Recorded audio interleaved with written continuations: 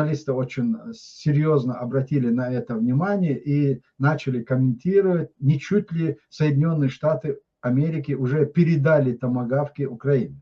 Ничего подобного не произошло. И я это оставляю это под большим вопросом. И у меня есть сомнение, что это может произойти. Если даже завтра передадут томагавки, нет тех установок, которые могли бы использовать эти томагавки наземных, всех тех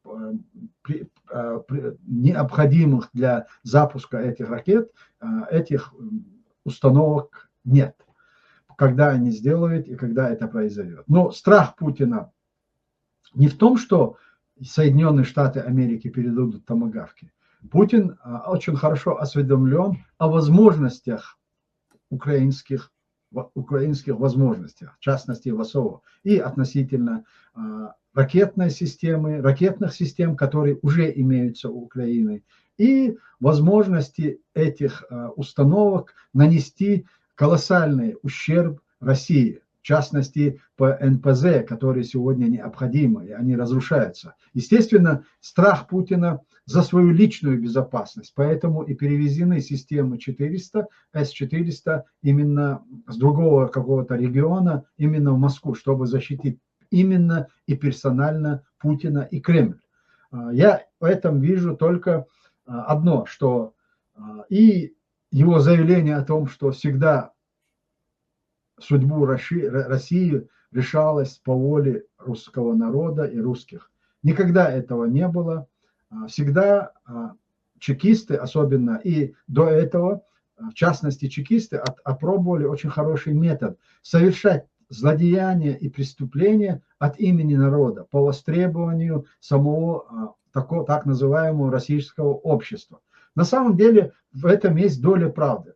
Но общество не инициирует какие-то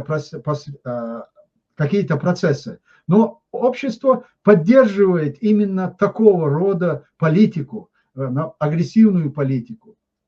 Еще в 2000 году, как только Путин был объявлен преемником Ельцина, он давал интервью Доренко, был такой журналист Сергей Доренко, фашист, ныне покойный.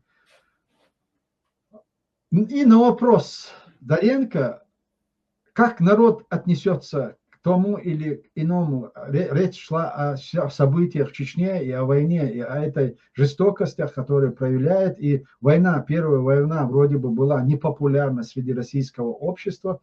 На это Путин ответил: народ у нас правильный. Путин всегда это знал и чувствовал. И он знал, что именно он и с его сегодняшними методами, с его агрессивной политикой, он был востребован этим обществом. И поэтому он сделал то, что он делал, и поэтому он находится у власти. Пока он подыгрывает низменным инстинктам вот этой русской толпы, он будет оставаться у власти. А вот сама система, которая его привела к власти и сделала из него то, что мы сегодня наблюдаем, вот с этой системой, конечно, вопрос. Они могут пересмотреть свое отношение и в международной политике, и по отношению войны в Украине. Вот в этом случае есть опасность, что Путина спишут как расходный материал, как использованный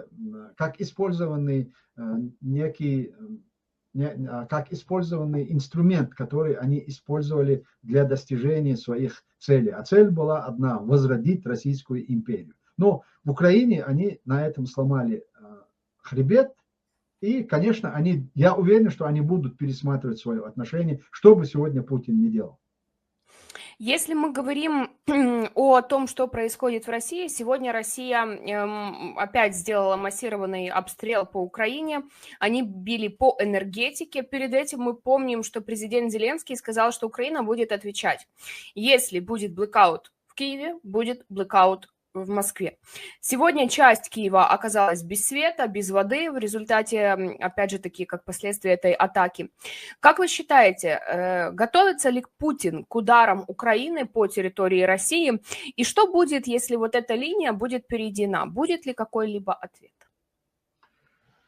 Я не знаю, о какой линии мы сейчас говорим. Я уверен в том, что Украина не будет безразборчиво наносить удары по гражданскому населению, что делает Конечно. Путин. Этого Украина не сделает. А в остальном украинское ВСУ и наносят колоссальный урон России. Они делают это каждый день и каждую ночь, независимо от того, как себя ведет Путин. Да, Путин на это отвечает террором по отношению к гражданскому населению. Да. Вот разрушать какую-то инфраструктуру экономическую и другую, Путин это делает с самого начала, уже почти 4 года. И больше того, что он делал или сделал, он не может делать. Поэтому он понимает, что у Украины возможности с каждым годом появляется все больше и больше, когда он на самом деле теряет свои возможности, его возможности уменьшаются, а возможности Украины усиливаются и увеличиваются. Это он абсолютно хорошо понимает. Но говорить о каких-то красных линиях сегодня, к большому сожалению, не приходится. Обе стороны, Украина находится в активной обороне и правильно делает, по-другому невозможно. А Россия совершила агрессию и совершает эту агрессию. И руководствуется принципом победителей не судят. Они понимают, что они совершили злодеяния, совершили военные преступления. Их призовут к ответу, если они не победят в этой войне. И они исходя из этого, и делают все, что они делают. И не случайно Путин собрал вот весь генералитет, который задействован у него в войне в Украине. Он их показал публично всему миру. Тем самым он дал понять этим генералам, что они в равной степени, как и он, повязаны кровью. Они сегодня повязаны кровью, и ответственность они будут нести вместе. Тем самым он их воодушевлял и не давал им возможности пойти на попятную, изменить ситуацию в военном отношении. Поэтому я думаю, что все, что мы сейчас наблюдаем, все сделано и поставлено на победу. Исходя из этого принципа, победители не судят. Если мы говорим о дальнейшей логике, скажем так, если это вообще можно слово применять, то телеграм-канал «Базы» сообщил, что призывникам в России начали массово блокировать выезд из страны. Значит, правозащитники пока не подтверждают эту информацию, но есть скрины неких вот этих повесток, которые приходят. Жители Москвы и регионов, получившие электронные повестки в военкомат в рамках осеннего призыва, якобы массово стали невыездными, пишет телеграм-канал, и объясняет это тем, что когда человек получает уведомление о повестке, то ему в тот же день должен быть запрещен выезд из страны. Далее правозащитники сказали, что масштабы проблемы пока еще сложно оценить, но при всем при этом можем ли мы говорить, что таким образом Путин пытается обойти объявление всеобщей мобилизации, потому что мы помним, как она закончилась в прошлый раз, когда россияне просто бежали из России, и значит ли это, что Россия теряет слишком много людей и добирать по контрактникам уже просто не из кого? Нет, дело в том, что, Анастасия, всеобщая мобилизация, которую Путин прозвал частичной мобилизацией, она была всеобщей, и она не прекращалась все эти годы.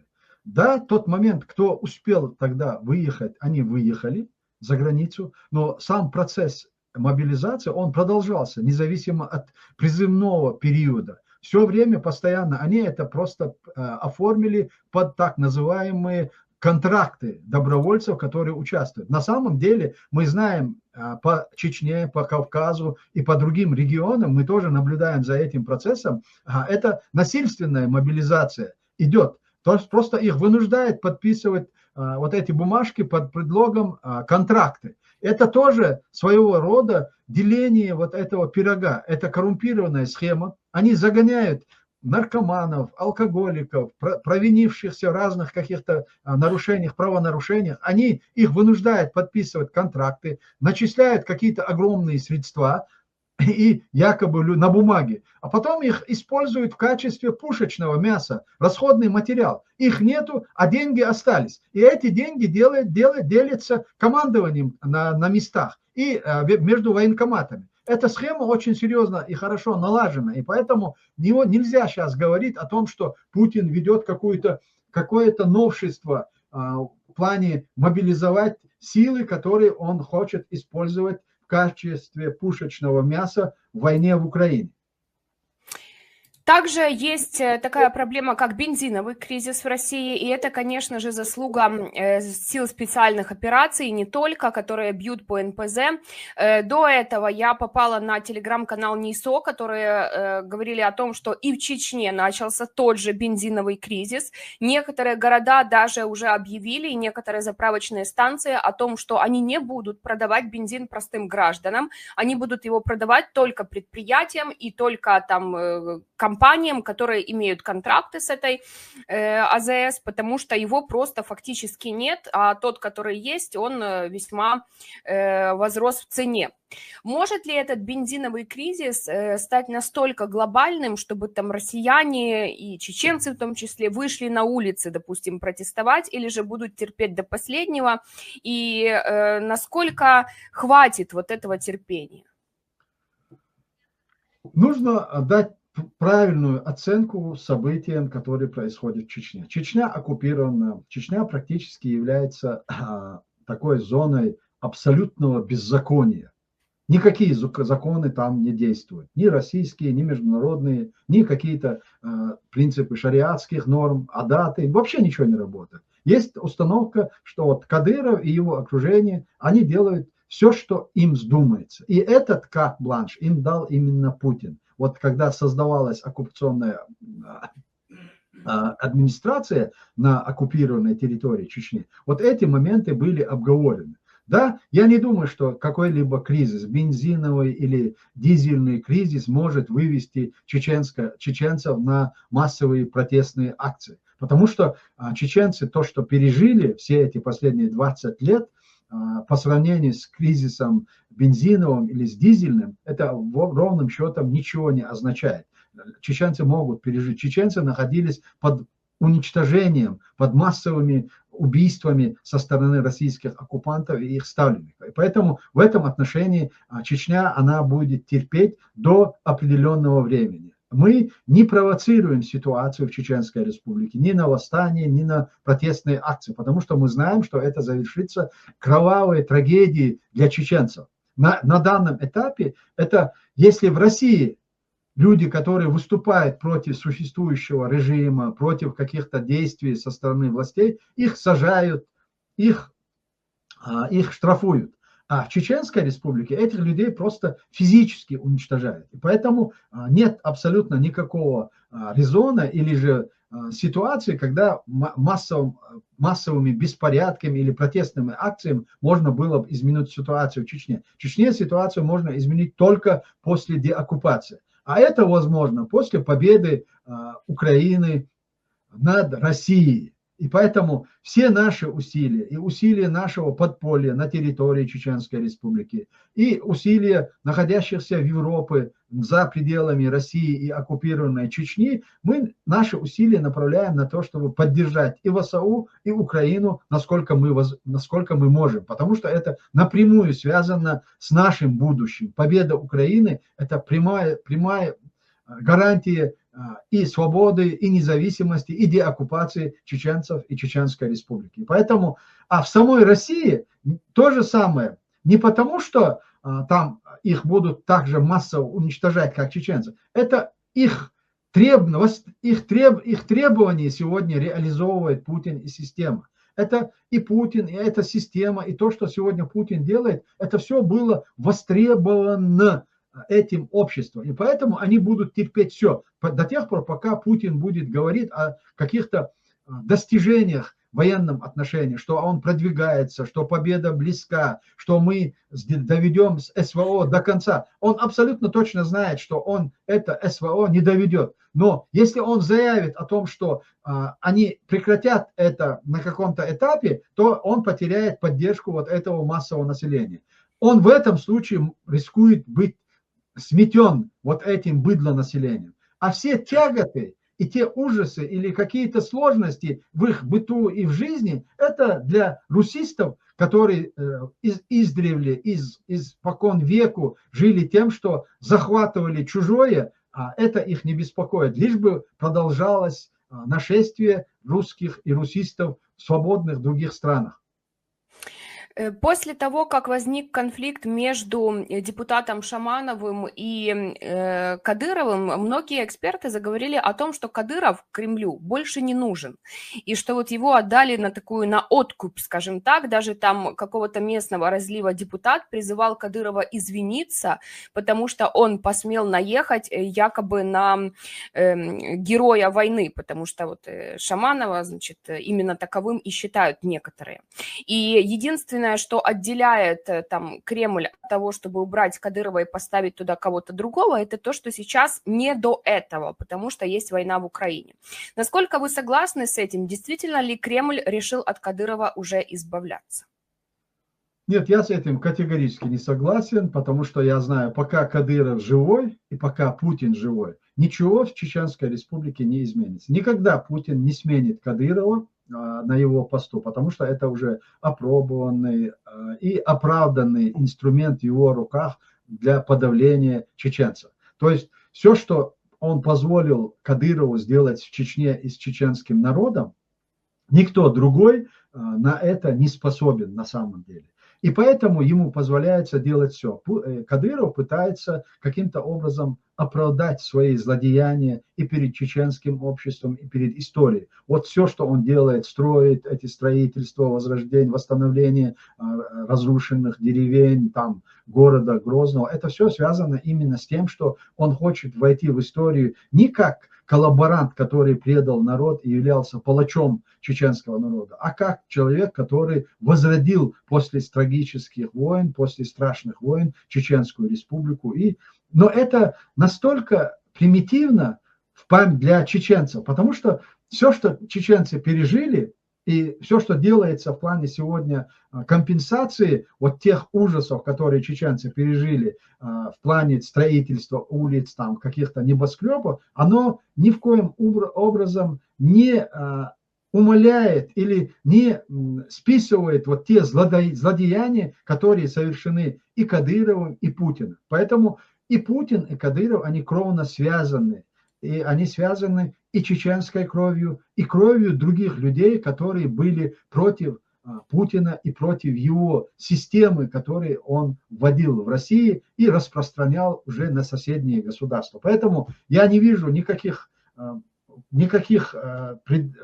предтечей тому, что Путин заменит Кадырова при его жизни. Ну и напоследок мы с вами уже касались темы томагавков и того, что вот никогда ничего не изменится до тех пор, пока Украина не победит в этой войне. Томагавк называют одной из таких символических и политических решений, которое может этому поспособствовать. Как, по вашему мнению, от чего зависит, даст Трамп соглашение на передачу томагавков или нет? Я победу Украины ни в коем образом не связываю с томагавками или с позицией Соединенных Штатов Америки.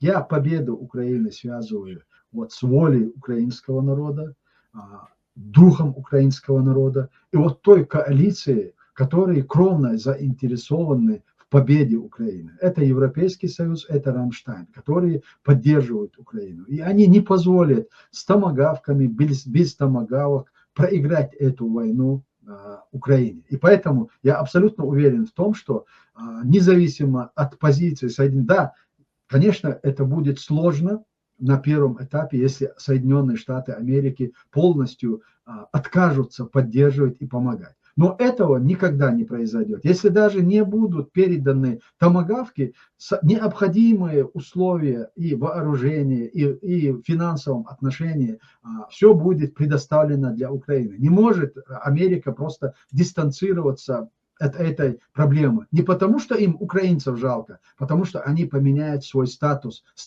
супер-сверхдержавы, которую Путин наказал или которого Путин переиграл. В этом отношении американцы никогда не откажутся от поддержки и помощи Украины. относительно томагавк, да, это возможно, что они их и не передадут на этом этапе. А возможно и передадут. Это как бы, но это не вопрос победы или поражения Украины в этой войне.